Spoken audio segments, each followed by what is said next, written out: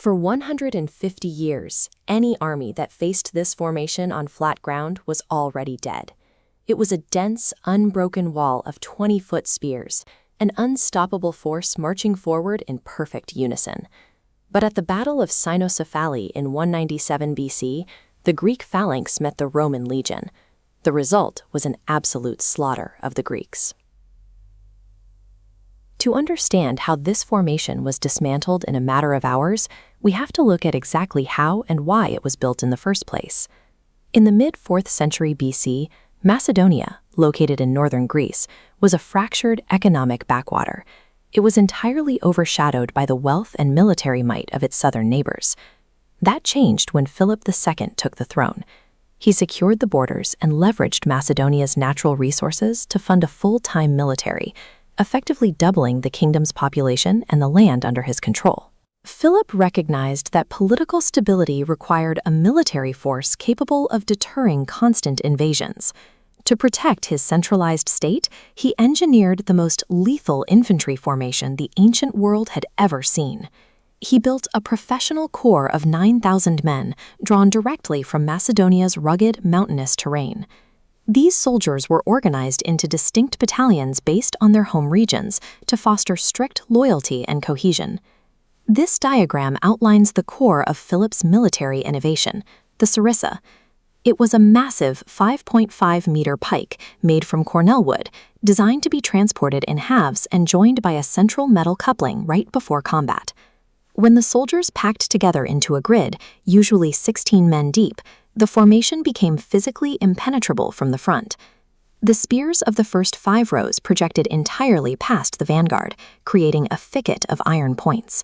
The remaining 11 rows had a distinct defensive purpose. By holding their massive pikes aloft at an angle, they created an interlocking canopy that deflected and broke up incoming enemy arrow fire.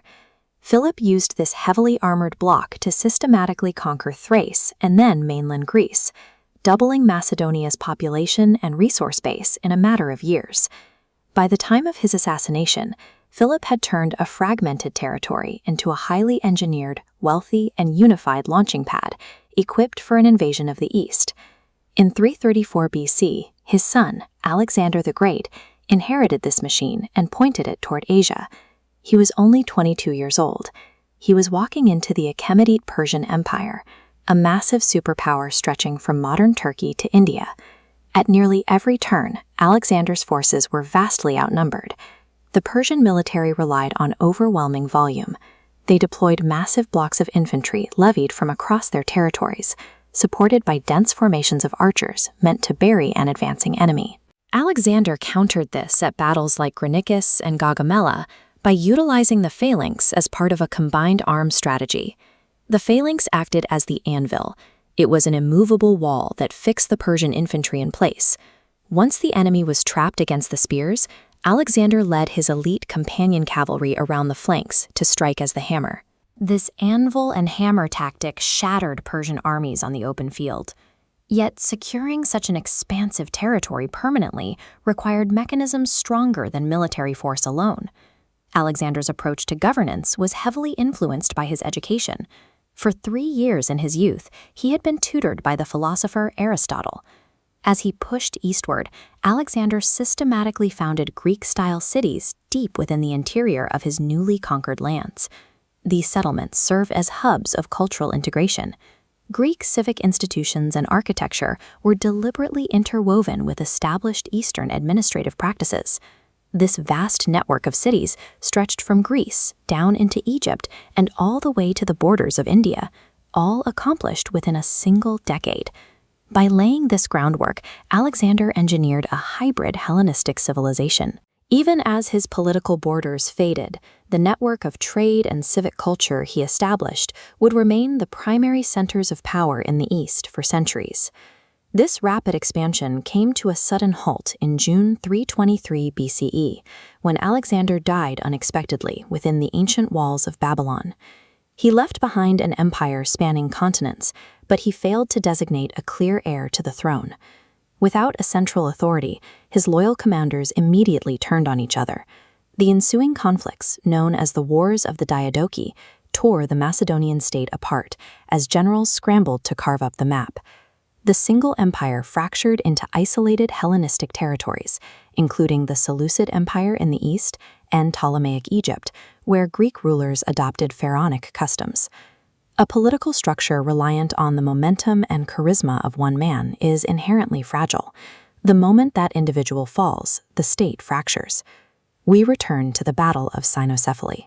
A century and a half after Alexander's death, the fragmented successor kingdoms were fielding the exact same phalanx formation, but the ground at Cynoscephalae, a location translating to the dog's heads, was hilly and uneven.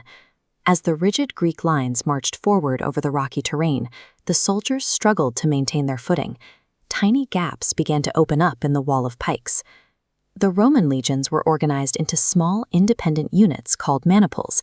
They did not fight in a single massive block. When they saw the cracks in the Greek formation, the flexible Roman teams flowed right into those fractures. Once a Roman soldier slipped past the 20-foot spear points, the Greek phalangite was helpless. Armed with heavy shields and short-stabbing swords, the Romans massacred the trapped infantry at close range. An unknown Roman officer then took a small detachment and flanked the Greek line from the rear. Locked into their dense grid, the Macedonians were entirely unable to turn their massive weapons around to defend themselves. The Macedonian state rose through military innovation, but fell through decades of tactical complacency. Rome didn't win through better technology, but through flexibility, proving that on the battlefield, rigidity is a death sentence.